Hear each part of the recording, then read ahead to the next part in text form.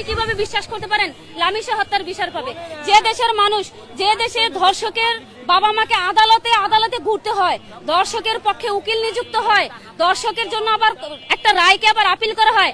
আসিয়ার হত্যাকারীর ফাঁসির রায় কার্যকর হয়েছে, সেই রায় আপিল বিভাগে এখন ঘুরতেছে ফাঁসি কার্যকর না হয়। তাহলে যে উকিল রায়টা আপিল করছে যে ফাঁসি কার্যকর না হোক, তাহলে কি ওর ইচ্ছা নাই, ওর ঘরে সন্তান নাই, তাহলে ও কেন করলো?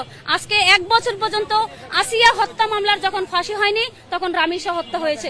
রামিশা হত্যা গত 24 ঘন্টার মধ্যে 3টা মেয়ে হত্যা হয়েছে। আজকে সকালে একটা বার্থডে হয়েছে, নিউজ দেখলাম আরটিভিতে। কথা হচ্ছে বাংলাদেশ 92% মুসলিমের দেশ, স্বাধীন দেশ, এদেশে সরকার নির্বাচিত সরকার। 12 তারিখে এই দেশে সরকার নির্বাচিত হয়েছে, সুষ্ঠু নির্বাচনের মাধ্যমে এদেশে সরকার হয়েছে। তাহলে সুষ্ঠু আইন প্রয়োগের মাধ্যমে কেন ফাঁসির রায় কার্যকর হবে না? কেন বিএনপির পক্ষ থেকে একটা লোক এখানে আসলো না? কেন স্বরাষ্ট্রমন্ত্রী এখানে এসে রামিশার বাবার মাথায় হাত দিয়ে বলতে পারলো না আপনার জন্য আমরা আছি? কেন আইনমন্ত্রী এসে বলতে পারলো না যে আপনার পক্ষে আমরা এই দেশের আইন সঠিকভাবে দিব? এটা স্বরাষ্ট্রমন্ত্রীর ব্যর্থতা, বিএনপির ব্যর্থতা, তারেক রহমানের ব্যর্থতা, আইনমন্ত্রীর ব্যর্থতা, বাংলাদেশের বিচার ব্যবস্থার ব্যর্থতা। যদি না হতো, বাংলাদেশের যদি সঠিক বিচার ব্যবস্থা থাকতো, এখন তো ঈদের বন্ধ না, রবিবার থেকে কোর্ট বন্ধ। আজকে পর্যন্ত ফাঁসির রায় কার্যকর করার সুযোগ আছে।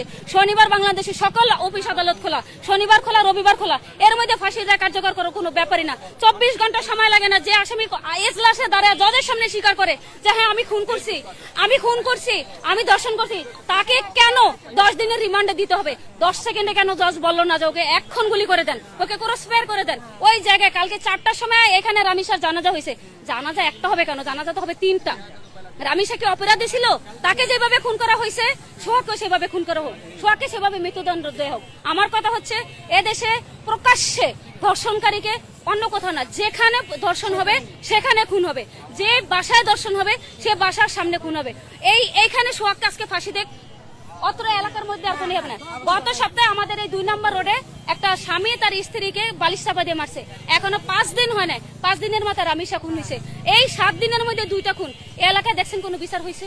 কোনো বিচার হয় না। সারা বাংলাদেশ ব্যাপী এরকম বিচার হইতে দেখছেন? কোথাও বিচার হয় না। এখন বিচার যদি হতো তাহলে এদেশের মানুষ ভয় পেত। আমার কথা হচ্ছে যে দেশে আইন আছে, সংবিধান আছে, 156টা অনুচ্ছেদ আছে, আমাদের বিচার বিভাগ আছে, আমাদের আইনের স্বাধীনতা আছে, তাহলে কেন এখানে বিচার হয় না? যেহেতু সরকার বলেছে আইন বিভাগ থেকে বিচার বিভাগ আলাদা করে দেওয়া হবে, বিচার বিভাগকে স্বাধীন দেওয়া হবে এবং বিচার বিভাগকে পূর্ণাঙ্গ বিচারের ক্ষমতা দেওয়া হবে। যদি এটা দেয়া থাকে, এটা বাস্তবতার প্রয়োগ থাকে, তাহলে কেন এখন পর্যন্ত রামিশা হত্যার বিচার হলো না? কেন আসিয়ার দর্শককারীদের এখনো ফাঁসি হলো না? এটা আমি স্বরাষ্ট্রমন্ত্রীকে প্রশ্ন করলাম, এটা আমি আইনমন্ত্রীকে প্রশ্ন করলাম। যদি পারে, তাদের যদি যোগ্যতা থাকে, সৎ সাহস থাকে, আমার এই প্রশ্নের জবাব প্রকাশ্যে দিয়ে যাও।